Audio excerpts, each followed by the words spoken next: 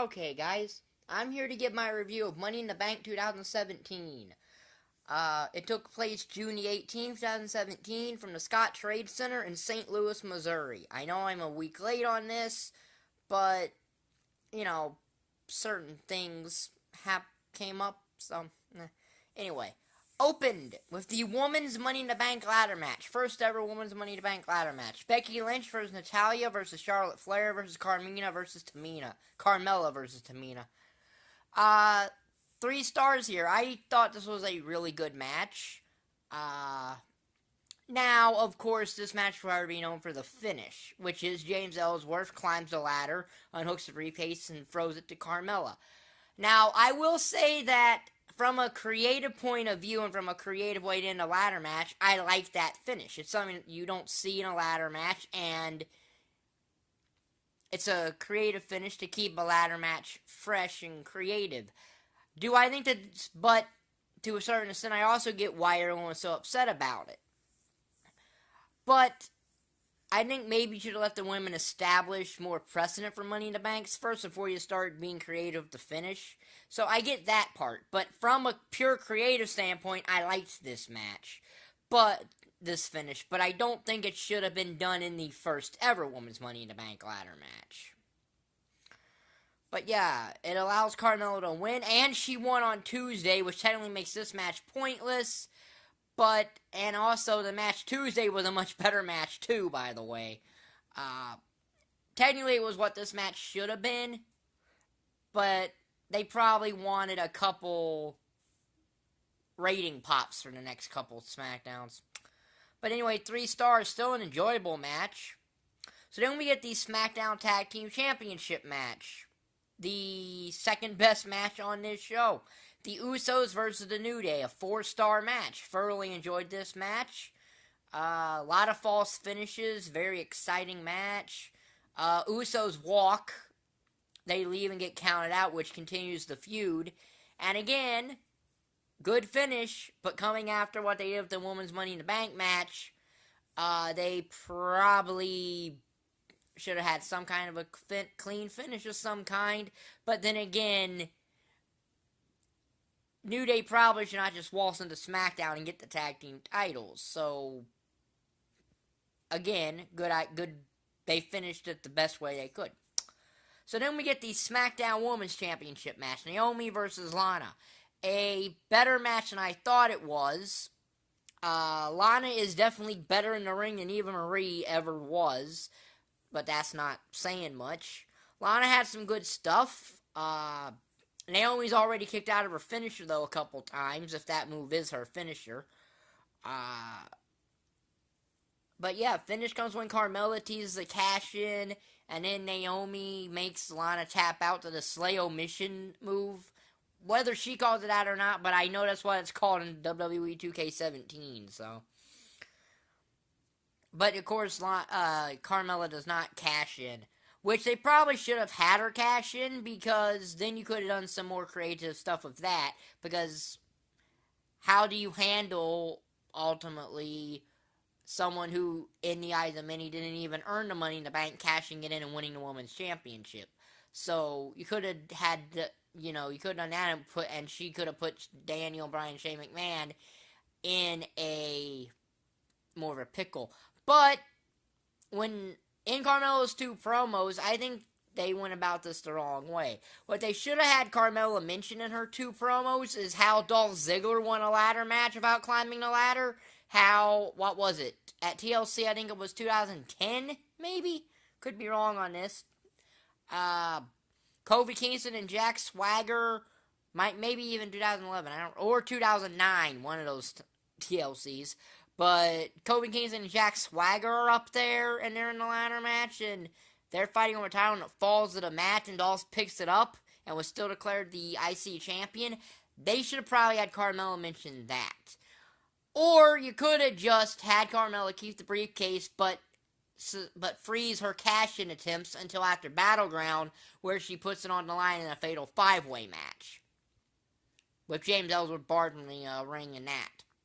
You could have done that, too. There were other ways they could have gone with that, with the finish of the Women's Money in the Bank match. But, So then we get the WWE Championship match. Jinder Mahal versus Randy Orton. A 3-star match. I actually thought this match was better than their Backlash match, despite the fact it had the same finish.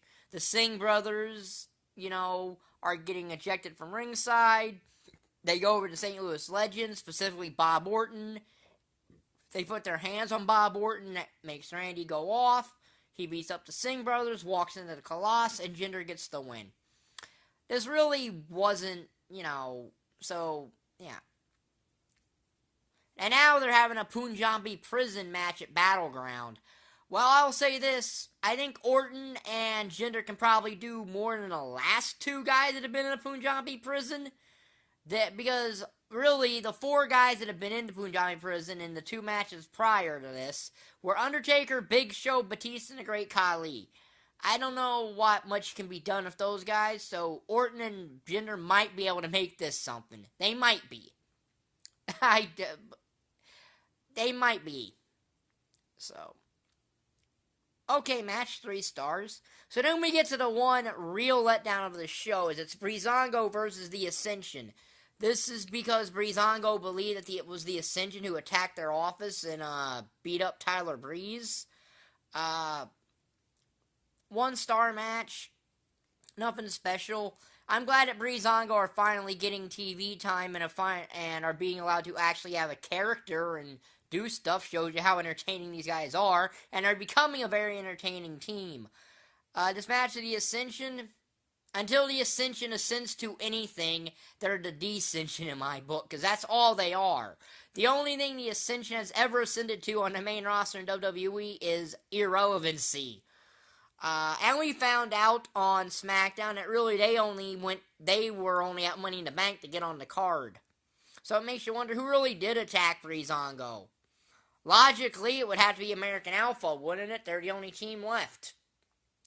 But who really knows?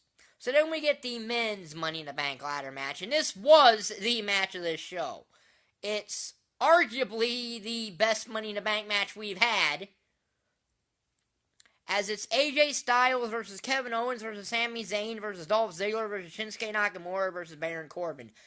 Now, I know people probably have had a problem with Shinsuke Nakamura being in this match, and I get that. He doesn't need to be in Money in the Bank. He doesn't even need to be wrestling on SmackDown every week.